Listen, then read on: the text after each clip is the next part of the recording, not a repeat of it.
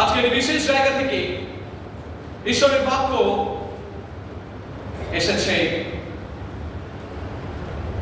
As I was praying, meditating upon God's word, ঈশ্বরের বাক্যের উপরে যখন ধ্যান করছিলাম, ঈশ্বরের আত্মা আমাদের সঙ্গে কথা বললেন। বর্তমান পরিস্থিতির দিকে তাকিয়ে, those who are watching online and those who will be watching online today, the scripture portion that has come from God, ঈশ্বরের থেকে যে শাস্ত্রাংশ এসেছে সেটা হচ্ছে যোহনের দ্বিতীয় পত্র, second epistle of John, the beloved disciple of the Lord, প্রভুর প্রিয়তম শিষ্য যোহনের দ্বিতীয় পত্র, যা প্রকাশিত বাক্যের কাছাকাছি অংশে আছে নতুন নিয়মে। সেখানে জনৈক একজন খ্রিস্টীয় মহিলার প্রতি এই পত্র লেখা হয়েছে বলে মনে করা হয়। তবে অনেক পণ্ডিতগণ, যারা স্কলার্স, তারা মনে করেন এটা মণ্ডলীর প্রতি লিখিত একটি পত্র, অর্থাৎ সেই মণ্ডলীটাকে মহিলা হিসেবে এখানে তুলে ধরা হচ্ছে। আর সেই মণ্ডলীর সন্তানদের উদ্দেশ্যে, মানে মণ্ডলীর যারা সদস্যা, তাদের উদ্দেশ্যে এই বাক্য যোহন, who had the natural death, তিনি একজন শিষ্য যার স্বাভাবিক মৃত্যু হয়েছিল এবং পরিণত বয়সে তার স্বাভাবিক মৃত্যু হয়েছিল, আমরা অনেকেই জানি। তিনি পাটন দ্বীপে বন্দী ছিলেন এবং এই পত্র যখন লেখা হয় তখন 85 থেকে 95 অর্থাৎ 85 থেকে 95 এই 10 বছরের সময়কালে গুরুত্বপূর্ণ কিছু লিটারেচার এবং ইম্পর্টেন্ট রাইটিংস এসেছে। তিনি রাজা ডমিশিয়ানের অধীনে পাটন দ্বীপে বন্দী ছিলেন এবং তিনি সেই সময় তিনি যখন লিখছেন, তিনি সেই মহিলা বা সেই মণ্ডলের উদ্দেশ্যেই লিখছেন। এবং যখন লেখা হচ্ছে, সেই লেখার পরবর্তী অংশে যাওয়ার আগে আমরা সেই অংশটি একটু দেখে নেব। এই শাস্ত্রাংশের যে ব্যাকগ্রাউন্ড বা প্রেক্ষাপট সেটা দেখবো আমরা একটু পরে, কিন্তু তার আগে প্রাথমিকভাবে আমরা শাস্ত্রাংশটিকে দেখে নিই। যা লেখা রয়েছে 7 পদ থেকে 11 পদ, 7 পদ থেকে 11 পদ আমি পাঠ করছি। কারণ অনেক ভ্রামক জগতে বাহির হইয়াছে, যীশু খ্রিস্ট মাংসে আগমন করিয়াছেন, ইহারা তাহারা স্বীকার করে না। এই তো সেই ভ্রামক ও খ্রিস্টানি। আপনাদের বিষয়ে সাবধান হও, আমরা যাহা সাধন করিয়াছি তাহা যেন তোমরা না হারাও, কিন্তু যেন সম্পূর্ণ পুরস্কার পাও। যে কেহ অজ্ঞে চলে এবং খ্রিস্টের শিক্ষাতে না থাকে, সে ঈশ্বরকে পায় নাই। সেই শিক্ষাতে যে থাকে, সে পিতা ও পুত্র উভয়কেই পাইয়াছে। যদি কেহ সেই শিক্ষা না লইয়া তোমাদের কাছে আইসে, তবে তাহাকে বাটিতে গ্রহণ করিও না এবং তাহাকে মঙ্গল হোক বলিও না, কেননা যে তাহাকে মঙ্গল হোক বলে, সে তাহা দুষ্কর্ম সকলের সমভাগী হয়। আজকে ঈশ্বরের আত্মা আমাদের সঙ্গে কথা বলছেন। ক্লিয়ারলি তিনি এখানে বলছেন, জগতে অনেক ভ্রামক প্রবেশ করেছে। এখানে একটি প্রেক্ষাপট আমাদের একটু দেখে নিতে হবে। কি সেই ব্যাকগ্রাউন্ড?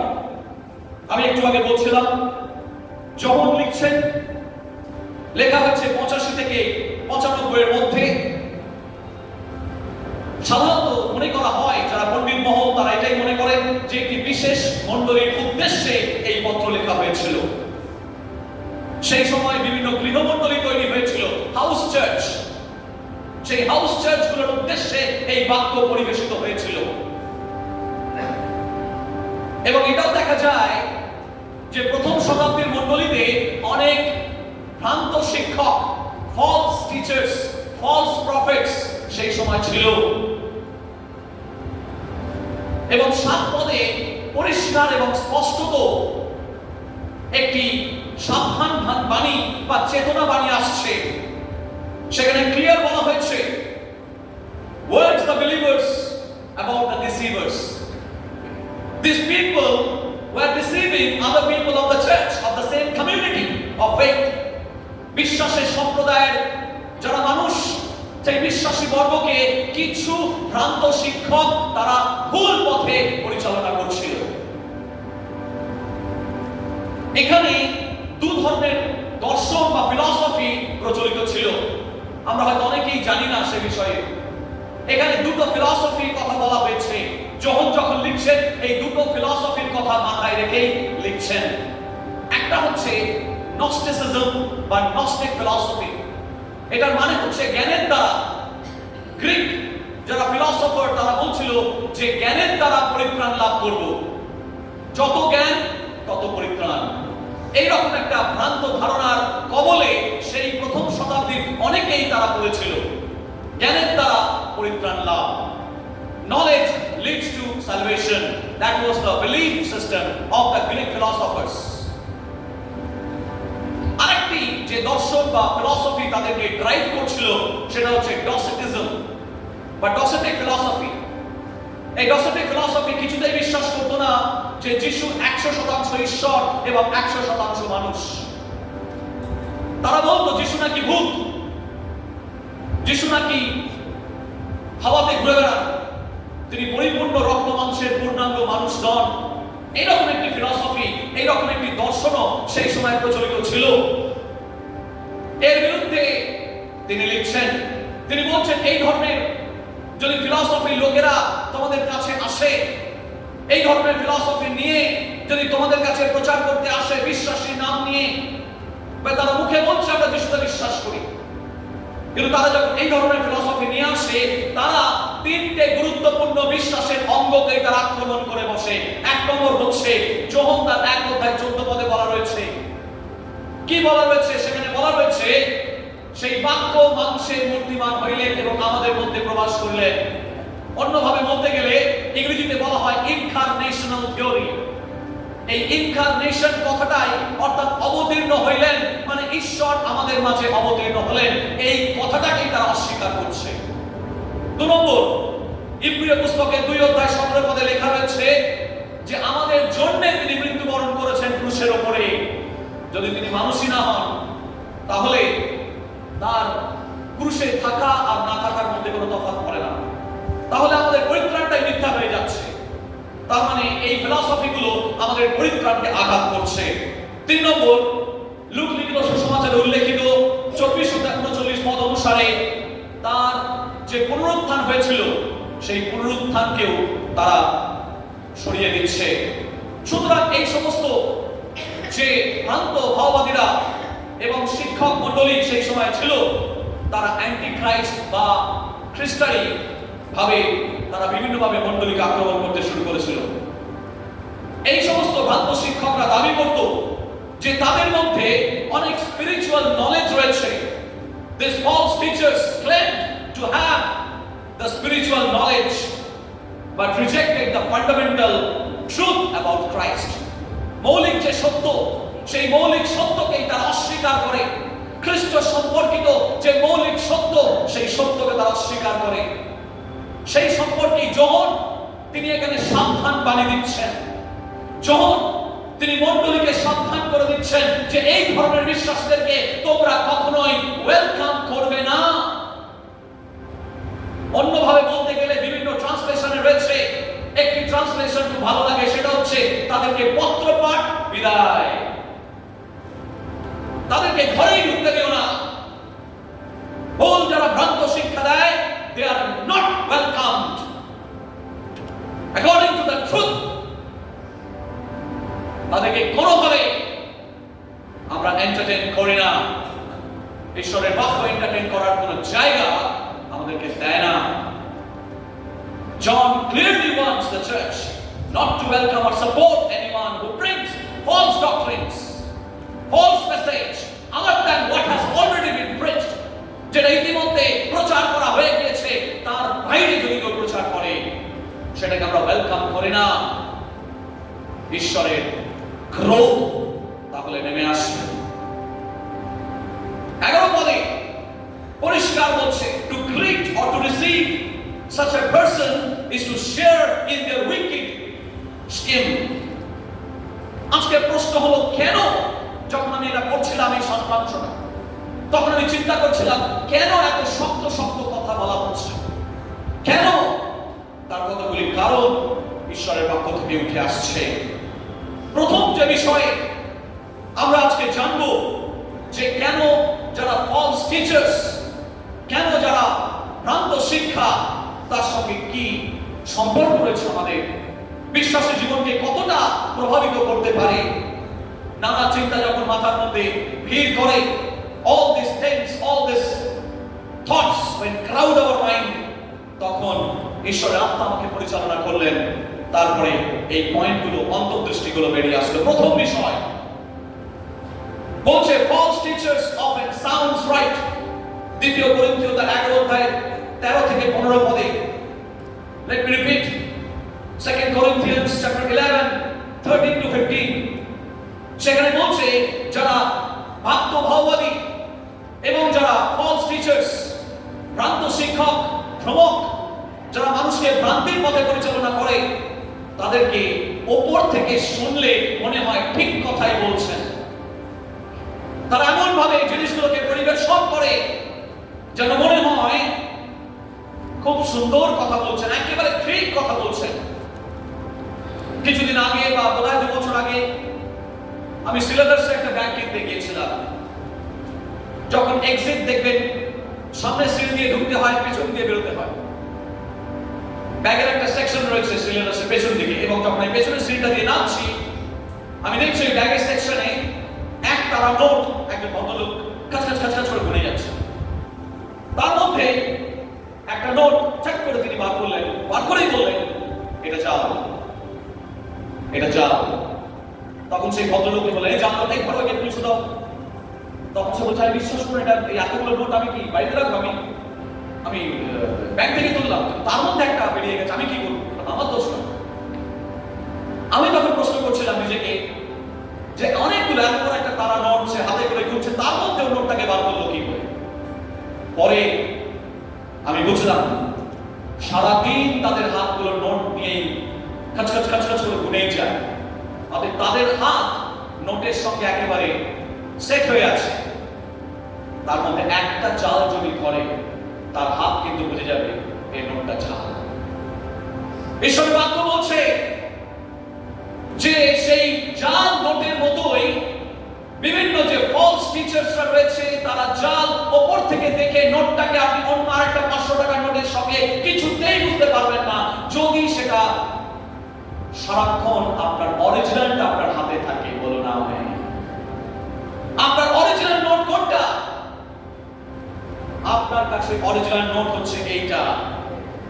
যদি আপনি সারা জীবন এই নোট ঘেঁটে থাকেন, সারা জীবন যদি আপনার জীবন এই নোটের উপরে পরিবেষ্টিত থাকে, তাহলে যখনই ভুল বাক্য প্রচারিত হবে, সঙ্গে সঙ্গে আপনি বুঝে যাবেন এটা ভুল বাক্য প্রচার করা হচ্ছে। কিন্তু আপনার সঙ্গে পরিচয় এই অরিজিনাল নোটে থাকতে হবে। যদি এই অরিজিনাল নোটের সঙ্গে আপনার পরিচয় না থাকে, তাহলে ফলস প্রফেটস এবং ফলস টিচারদেরকে আপনি সহজে বুঝতে পারবেন না। তারা একেবারে প্রভাতী তারা। প্রভাতী তারা কাকে বলে জানেন তো? একেবারে প্রভাতী তারা, মর্নিং স্টার। ওপর থেকে দেখলে বুঝতেই পারবেন না যে সে একেবারে সাজিয়ে গুছিয়ে মিথ্যে কথা বলছে। ঈশ্বরের বাক্য বলছে 2 করিন্থীয় 11 অধ্যায় 13 থেকে 15, অরিজিনালের সাথে বহু ফলস জাল নোট ঢুকে পড়েছে ঈশ্বরের রাজ্যে। Be careful. দ্বিতীয় বিষয়, False teachers can sound very convincing. False teachers can sound very convincing. তাদেরকে দেখে মনে হয় তারা খুব কনভিন্সিংলি প্রচার করছে। অবশ্যই তারা শাস্ত্র থেকেই প্রচার করবে। প্রথম শতাব্দীতে তারা শাস্ত্র থেকেই প্রচার করছিল। তারা বিভিন্ন খ্রিস্টান ভার্ডস ব্যবহার করে, জার্মান ব্যবহার করে। খ্রিস্টীয় তারা বলবে জয় যিশু, পবিত্র আত্মার কথা বলবে, তৃতীয় ঈশ্বরের কথা বলবে, মানে যে শব্দগুলোর সঙ্গে আপনি পরিচিত রয়েছেন। তারা কিন্তু জগতের কথা বলবে না। তারা পরিচিত যিশুর তৃতীয় আগমনের কথা বলবে, অনেক কিছুই বলবে। তার মানে সে আপনার কাছে সেগুলোই হচ্ছে তাদের কাছে প্রবেশ পথ। ওই কথাগুলো না বললে আপনার মনকে তো ভেজানো যাবে না। আপনি ভাববেন হ্যাঁ এটা তো সাধারণ প্রচারক, অন্যান্য আর পাঁচটা প্রচারকের মতো এও প্রচার করছে। ঈশ্বরের বাক্য বলছে যে এরা এই সমস্ত শব্দ ব্যবহার করার মাধ্যম দিয়ে তারা প্রবেশ করে এবং আপনাকে প্রতারণা করে। প্রথমত আমরা দেখলাম যে ভ্রান্ত যারা শিক্ষক তাদেরকে ওপর থেকে সঠিক মনে হয়, ভ্রান্ত যারা শিক্ষক তাদেরকে কনভিন্সিং মনে হয়, একদম যুক্তি সহকারে বলছে। দুটো নোটের মধ্যে রাখলে আপনি তফাৎ ওপর দিক থেকে কিচ্ছু বুঝতে পারবেন না। এক্স্যাক্টলি অ্যালাইক, দুটো নোটকে পাশাপাশি রেখে আপনি কিচ্ছু বুঝতে পারবেন না যে দুটো নোট আলাদা নয়, যদি না আপনার অরিজিনাল নোটের সঙ্গে আপনার পরিচয় থাকে। আপনার পক্ষে ধরা সম্ভব নয়। 3 নম্বর অন্তর্দৃষ্টি, তারা they display a great reservoir of learning, but they themselves do not learn from proper source. তারা অনেক মনে করে তারা অনেক কিছু জানে, কিন্তু তারা সঠিক সোর্স থেকে কিছু শিক্ষা লাভ করে না। কেউ এসে বলতে আমি জেরুসালেম ইউনিভার্সিটি থেকে ডক্টরেট করে চলে এসেছি, দুদিনের মধ্যে ডক্টরেট লাগিয়ে নিল। কেউ বলবে আমি অমুক জায়গা থেকে আমি অডিট হয়ে চলে এসেছি। কেউ বলবে আমি অমুক জায়গা থেকে আমি মাস্টার অফ ডিভিনিটি কমপ্লিট করে নিয়েছি। আপাত দৃষ্টিতে আপনি কিচ্ছু বুঝতে পারবেন না, কিন্তু যখন সঠিক জায়গার শিক্ষার কথা বলবেন মুচকে যাবে, চুপ করে যাবে, কারণ ওরা নিজেরাও জানে সমস্তটাই ভুয়ো। জাল সার্টিফিকেটের মধ্যে এরকম বহু জাল সার্টিফিকেট বেরিয়ে গেছে। প্রিয় ভাই বোন, কথাগুলো খোলাখুলি এজন্যই আমি বলছি। আজকে সেই কারণে ঈশ্বরের আত্মা আমাদেরকে চেতনা দিতে চাইছেন। তারা সঠিক জায়গা থেকে ট্রেনিং নেয় না, সঠিক জায়গায় থিওলজিক্যাল লার্নিং নেই। ঈশ্বরের বাক্যকে ভাঁজ কি করে দিতে হয় এবং সেখানে পরিবেশন কি করে করতে হয় তারা বুঝতে পারে না। সেই জায়গাটা তারা ব্লাইন্ড। 3 মাসের 6 মাসের 9 মাসের একটা জায়গা থেকে কোনো জায়গায় কোর্স করে এসে তারা মনে করে তারা অনেক কিছু জেনে গেছে, এবং সেখানে সমস্যাটা তৈরি হয়। সেই কারণে প্রেরিত পুস্তক তার 17 অধ্যায় 11 পদে বলছে, প্রেরিত তার 17 অধ্যায় 11 পদে বলছে টিচিং মাস্ট বি টেস্টেড। শিক্ষাকে টেস্ট করা উচিত। ঈশ্বরের বাক্য কি বলছে? ঈশ্বরের বাক্য বলছে যে taste and see that the Lord is good. Taste and see মানে আস্বাদন করিয়া দেখো সদাপ্রভু মঙ্গলময়। যদি সদাপ্রভু মঙ্গলময় হয় তার মানে টেস্ট করে, সদাপ্রভু কিন্তু টেস্ট করতে বলছে। আমাদের শিক্ষাগুলোকে তুল্যমূল্য করে বিচার করে দেখতে হবে শাস্ত্র অনুসারে কিনা। 4 নম্বর, যারা ভ্রান্ত শিক্ষক তাদের মধ্যে একটা স্বার্থপর মোটিভেশন থাকে, সেলফিশ। জায়ান্টের মতো তারা সেলফিশ।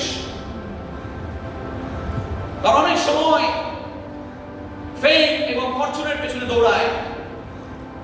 নাম, যশ, প্রতিপত্তি, ক্ষমতা, দম্ভ, পদ এর পেছনেই তারা দৌড়াবে। কারণ সত্য হৃদয়ে অবস্থান করলে এগুলোর পেছনে আমাদের দৌড়ানোর কোনো প্রয়োজন নেই। আমরা বুঝতে পারি সত্য যখন আমাকে স্বাধীন করেছে, জগতের মতো এগুলো আমাদের লক্ষ্য নয়। বলি আমেন।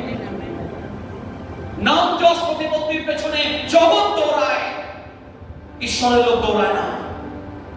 ঈশ্বরের লোক তার আহ্বানের পেছনে দৌড়ায়। আজকে ঈশ্বরের আত্মা আমাদের সঙ্গে কথা বলতে চাইছেন।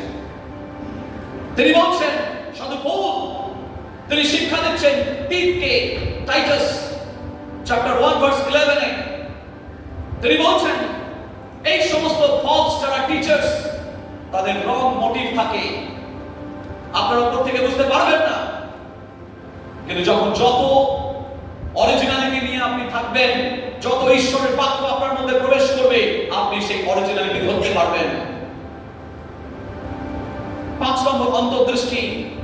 এই সমস্ত ভ্রামক শিক্ষকেরা গালাতীয় তার 1 অধ্যায় 6 থেকে 9 অনুসারে, গালাতীয় তার 1 অধ্যায় 6 থেকে 9 অনুসারে এই সমস্ত ভ্রান্ত শিক্ষকেরা ঈশ্বর থেকে মানুষকে দূরে সরিয়ে নিয়ে যায়। আমি দেখেছি বহু জায়গায় একই জিনিস, আস্তে আস্তে আস্তে ঈশ্বর থেকে তারা দূরে সরে গিয়ে সেই ব্যক্তি কেন্দ্রিক হয়ে ওঠে। মণ্ডলী কখনো ব্যক্তি কেন্দ্রিক হবে না, বলুন আমেন। মণ্ডলী সবসময় কি কেন্দ্রিক হবে? ঈশ্বর কেন্দ্রিক, খ্রিস্ট কেন্দ্রিক। দিনের শেষে যদি খ্রিস্টকেই আমি উচ্চকৃত না করতে পারি, দেখ আমি, আমার অস্তিত্বেরই কোনো দরকার নেই। যদি কোনো মণ্ডলী ঈশ্বরকে গৌরবান্বিত না করতে পারে, সবাই মণ্ডলী থাকার দরকার নেই। ফলস টিচার্সরা, ভ্রান্ত শিক্ষকরা নিজেদের দিকে দৃষ্টি আকর্ষণ করে ফেলে, ঈশ্বরের দিকে গৌরব দেয় না, ঈশ্বরের পথে পরিচালনা করে না, ঈশ্বরকে গৌরব দেয় না, সেই পথে মানুষকে পরিচালনা করে না। তারা সেলফিশ জায়ান্টের মতো সেলফিশ পথে নিয়ে চলে যায়, ঈশ্বর থেকে বহু দূরে নিয়ে চলে যায়, পরিত্রাণ থেকে দূরে নিয়ে চলে যায়। তখন আপনি আপনার পরিত্রাণটাকে আপনি সহজ বলে মনে করেন, পাপটাকে সহজলভ্য বলে মনে করেন, আপনার জীবনের মধ্যে কম্প্রোমাইজ নেমে আসে, আপনার জীবনের মধ্যে একটা আপোষ খুব সহজেই আপনি করতে পারেন বলে মনে হয়। অনেক সময় সবকিছুকে পারমিসিবল মনে হয়, অ্যাক্সেসিবল মনে হয়, কিন্তু আমাদের জীবনে সবকিছু পারমিসিবল নয়, সবকিছু অ্যাক্সেসিবল নয়। ঈশ্বর কিছু বাধা দিয়ে রেখেছেন যার গণ্ডি আমরা বেরোতে পারি না। যেমন আমাদের পিতা মাতারা যদি আমাদের ভুল করতাম, আমাদের বাবা মা আমাদেরকে মারতেন। আমার মেয়েও যদি কোনো ভুল করে তাকে আমি মারি, কারণ তার জানা উচিত কোনটা ঠিক আর কোনটা ভুল ওই বয়স থেকে। ঈশ্বরও সেই রকমই আমাদেরকে আচরণ করেন। যদি আমরা আমাদের গণ্ডি সীমা পেরিয়ে যাই, তাহলে তিনি শাস্তি দেন সংশোধন করার জন্য, ধ্বংস করার জন্য। আমাদেরকে শুধরে দেন আমাদের ভুলটা। এটার দ্বারাই প্রমাণিত হয় ইসরায়েল জাতিকে যতবার তিনি শুধরাতে চেয়েছেন, তাদেরকে বন্দী দশার মধ্যে পাঠিয়ে শুধরেছেন। ভ্রান্ত শিক্ষকরা এর ভুল ব্যাখ্যা দেয়। ভ্রান্ত শিক্ষকরা কখনো সংশোধনের বিষয়টা তারা বলে না, সংশোধনের বিষয়টাকে আড়াল করে রাখে, এবং আড়াল করে রেখে তারা কাঞ্চুলকানী বিশিষ্ট শিক্ষা দেয়। এই কথাটা লেখা আছে বাইবেলে, জানেন তো? কাঞ্চুলকানী বিশিষ্ট, উইলিয়াম কেরি ট্রান্সলেশন করেছেন, আমার খুব ভালো লাগে এটা শুনতে। কাঞ্চুলকানী বিশিষ্ট মানেটা কি? কেন তিনি বলছেন? 2 তিমোথেয় 4:3 পদে, 4 অধ্যায় 3 পদে দেখবেন এটা লেখা আছে, কাঞ্চুলকানী বিশিষ্ট শিক্ষা মানে আপনি যেটা শুনতে চাইছেন সেই শিক্ষা দেবে। ঈশ্বরের শিক্ষা কি আপনার উপরে নির্ভর করবে? আমার উপরে নির্ভর করবে? আমি যদি ভুল ভ্রান্তি জীবনে থাকি, ঈশ্বরকে আমাকে সংশোধন করবেন না? তিনি তো সেই জন্য ঈশ্বর। আর আমি যেটা চাইছি ঈশ্বর বা পাস্টার সেটাই বলবেন, তাহলে আর পাস্টার ঈশ্বরের দাস হলো না, তাহলে মানুষের দাস হয়ে গেল। ঈশ্বরের প্রকৃত একজন দাস সে সেই শিক্ষা পেতে পারে না। তিনি ঈশ্বরের মুখপাত্র। We believe strongly that we are the mouthpiece of God. We don't have any favorites. God does not have any favorites. ঈশ্বরের কোনো মুখাপেক্ষা করেন না তিনি। যেটা বলতে হবে ঈশ্বর সেটা তার দাসদের দিয়ে বলিয়ে। অতএব এই শেষ সময় আমাদেরকে সাবধান থাকতে হবে। রং টিচিং চারিদিকে ছড়িয়ে পড়ছে গ্যাংগ্রিনের মতো। বিভিন্ন জায়গায় কেউ হিলিংয়ের নামে কাঁকড়া বিছার তেল নিয়ে গায়ে লাগিয়ে দিচ্ছে। অনেক ব্যাপার আছে। কাঁকড়া বিছার তেল নিয়ে গায়ে লাগিয়ে দিচ্ছে। যিশুর নামে কেউ বিভিন্ন যিশুর নামে কেউ লিপস্টিক বিক্রি করছে, কেউ সাবান বিক্রি করছে, কেউ তেল বিক্রি করছে, কেউ রুমাল ছুঁড়ে দিচ্ছে, আবার কেউ লিপস্টিক লাগাচ্ছে। This is a fact.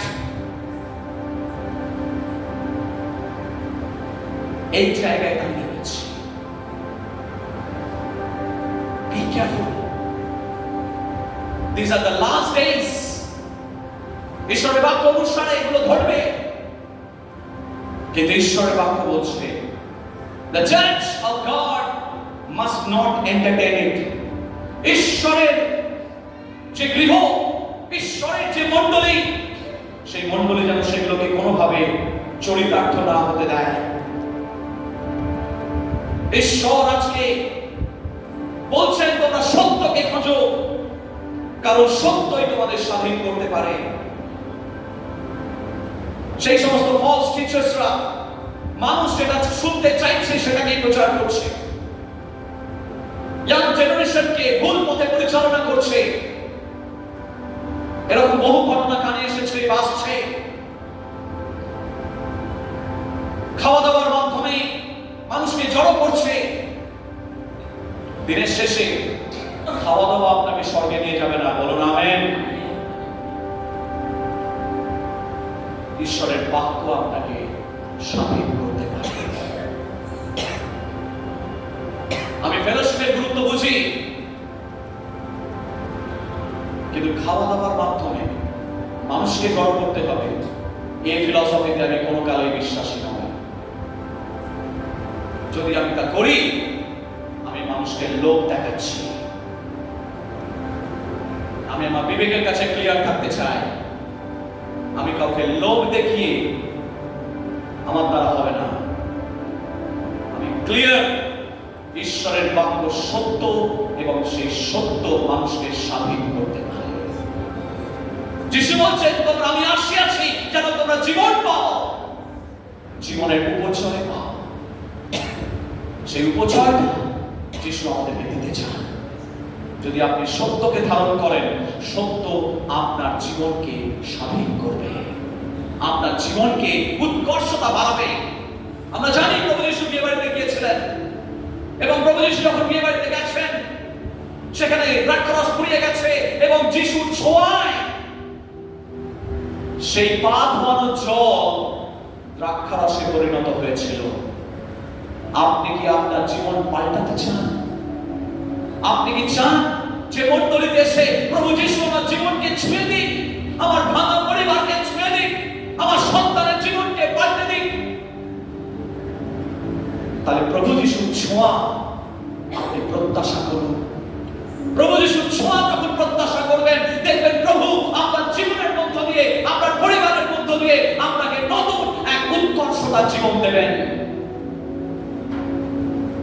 তখন আপনি সমস্ত কিছুকে হারিয়ে ফেলবেন, সমস্ত কিছু থেকে আপনার দৃষ্টি সরে যাবে। গতকাল বিকালে কতিপয় আমরা যুবক যুবতী সন্তানেরা আমরা এসেছিলাম। ওয়েস্ট মলে একটা কেবিল ফল্ট হয়েছিল, সেই কারণে প্রায় 3-4 ঘন্টা কারেন্ট বা লোডশেডিং হয়েছিল, পাওয়ার অফ ছিল, পুরো মণ্ডলী অন্ধকার। আমরা ঠিক করলাম বাইরে ওইখানে চেয়ার পেতে বসে আমরা সভা করব। গতকাল সন্ধ্যাবেলার কথা বলছি, সব ইয়াং ছেলেরা ছিল, তাদের মধ্যে কেউ বোধহয় পৌলমী বললো, সত্যি ঈশ্বর ধন্যবাদ দিই যে আমরা কমফর্ট জোন থেকে বেরিয়ে আমরা আজকে এই অন্ধকারের মধ্যে একটা টেবিল পেতে এবং সেখানে একটা মোমবাতি নিয়ে আমরা বাইবেল প্রচার করছি, একসঙ্গে আনন্দ করছি, একসঙ্গে ঈশ্বর করছি। সেখানে ওরা গানগুলো প্র্যাকটিস করছিল, হারমোনিয়াম নেই, প্রচন্ড গরম, ঘেমে যাচ্ছি, অন্ধকার, হাওয়া দিচ্ছে, বৃষ্টিও দু এক ফোঁটা পড়ছে, তার মধ্যেও আমরা আরাধনা করছি। বলুন আমেন। যখন আপনার দৃষ্টি ঈশ্বরের দিকে থাকবে, যখন দৃষ্টি ঈশ্বরের আশীর্বাদের দিকে থাকবে, তখন আপনি বাহ্যিক জিনিসগুলোকে আপনি অত গুরুত্ব দেবেন না। বলুন আমেন।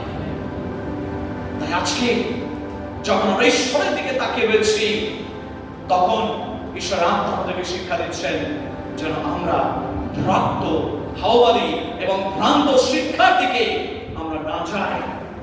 চারিদিকে ঘুরে বেড়াচ্ছে, চারিদিকে বিশ্বাসের নামে দুনিয়া রাজ্যের মন্ডলীগুলো নষ্ট হয়ে যাচ্ছে, ভুল পথে পরিচালিত হচ্ছে। আমার স্ত্রী একটা কথা বলেন যে 1 টাকাতে সন্তুষ্ট হয় না, সে 10 টাকাতেও সন্তুষ্ট হবে না। একটা ঘটনার কথা মনে পড়ে যাচ্ছে, ক্লাস 6 এ পড়ি তখন আমাদের একজন ক্লাস টিচার একটা গল্প বলেছিলেন, যে গল্পটা আমার এখনো মনে আছে। একটা ছেলে একটা দোকানে গেছে, দোকানে গিয়ে বলছে এই জামাটার দাম কত? তখনকার দিনে বলছে এই জামাটার দাম 50 টাকা। ও আচ্ছা, 25 টাকা হবে না? আচ্ছা নিয়ে যাও। সকালবেলা দোকানে এসছো, সে বলছে, যখনই বলেছে দিয়ে দেবে 25 টাকায়, সে বলছে কি 12.5 টাকা দেবো? 12.5 টাকা? তুমি কি আর কি করছো? তোমাকে পয়সা দিতে হবে না, কাজ করো, বিনা পয়সা নিয়ে যাও। তখন লাস্টে ছেলেটা বলছে দুটো জামা হবে। কথাটা বুঝলেন আমি কি বলতে চাইছি? 50 থেকে 25-এ নামলো, 25 থেকে 12.5-এ নামলো, 12.5 থেকে বলছে এবার বিনা পয়সা নিয়ে যাও। যখন বলে যে বিনা পয়সা নিয়ে যাও, তখন বলছে দুটো হবে।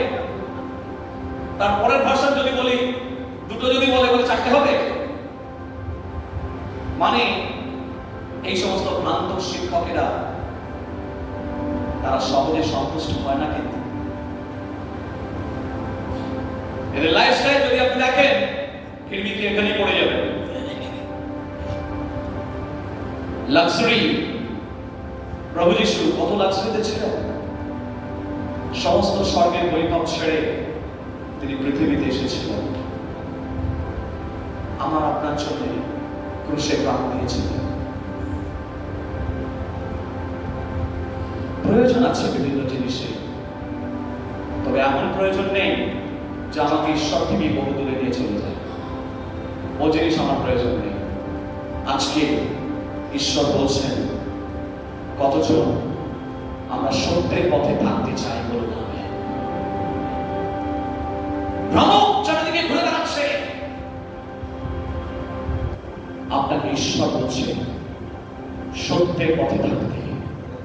জীবনের শেষ সময় এসেছে, পৃথিবীর শেষ সময় এসেছে, এবং সেই শেষ সময় আপনি দেখছেন বহু মানুষ জগতের পথে দিয়ে হাঁটছে। ফেসবুকে এই ছবিটা প্রায় দেখা যায়। দুটো রাস্তা, বাঁ দিকে একটা রাস্তা চলে গেছে, ডান দিকে একটা রাস্তা চলে গেছে। বাঁ দিকে প্রচুর ভিড়, কারণ এটা জগতের রাস্তা। কিন্তু ডান দিকে রাস্তা খুব সংকীর্ণ, কিছু লোক, 10টা হাতে গোনা 10টা লোক দাঁড়িয়ে আছে, ছবিতে দেখা যাচ্ছে। সত্যের পথ সংকীর্ণতার পথ। সংকীর্ণতার পথে যারা চলবে তাদের সংখ্যা বেশি হয় না, কিন্তু তারা নিশ্চিত জানে আমি আমার গন্তব্যস্থলে পৌঁছাবই বলে। আজকে কতজন সত্যের দ্বারা স্বাধীন হতে চান? যদি সত্যের দ্বারা স্বাধীন হন, ইতস্তত ভ্রাম্যমান বিভিন্ন জায়গায় ঘুরে বেড়াবেন না। আপনি নিশ্চিন্ত থাকুন যে আপনি সত্যের পথেই রয়েছেন। তা না হলে আপনি 50 টাকা থেকে 12 টাকায়, 12 টাকা থেকে কি বলে 25 টাকায়, তারপরে 12 টাকায়, এইভাবে দর কষাকষি করতে করতেই আপনার সারা জীবন কেটে যাবে। আপনি দেখলেন দিনের শেষে আপনি কোনো কিছুতেই সন্তুষ্ট নন। আজকে সদাপ্রভুতে যারা আনন্দ করে তাদের জীবনে সন্তুষ্টি নিয়ে আসে। কতজন আমরা সন্তুষ্টি পেতে চাই? ঈশ্বরের স্বর্গের সত্যে আমরা সন্তুষ্টি লাভ করি। সত্যের বাক্য আমাদেরকে সন্তুষ্টি দেয়। চোখ বন্ধ করে সত্যের বাক্য আমাদেরকে শুধু স্বাধীন করে না, সন্তুষ্টিও দেয়। আজকে আসুন সেই সন্তুষ্টি আমরা লাভ করি। Thank you Jesus, thank you Jesus.